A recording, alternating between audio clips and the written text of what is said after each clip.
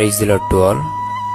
ఈ Stanley Jones ఈయన అమెరికాలో జన్మించి యేసయ్య పిలుపు మేరకు భారతదేశానికి మిషనరీగా రావడం జరిగింది. 20వ శతాబ్దంలో భారతదేశంలో అనేకమైన సాంస్కృతిక, వైద్య, విద్య, ఆధ్యాత్మిక కార్యక్రమాల్లో అనేకమైన విప్లవాత్మకమైన మార్పు తీసుకొచ్చారు.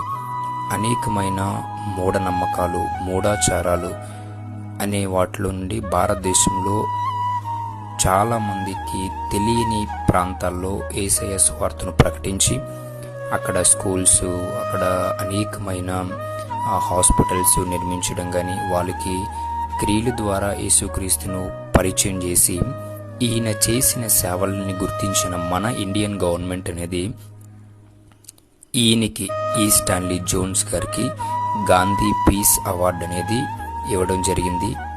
ఈయన తన సేవా పరిచర్యను 1973 జనవరి 25 తారీఖున ఈయన మరణించి తన సేవా ప్రయాణాన్ని ముగించుకుని యేసయ్య దగ్గరికి చేరిపోవడం అనేది జరిగింది.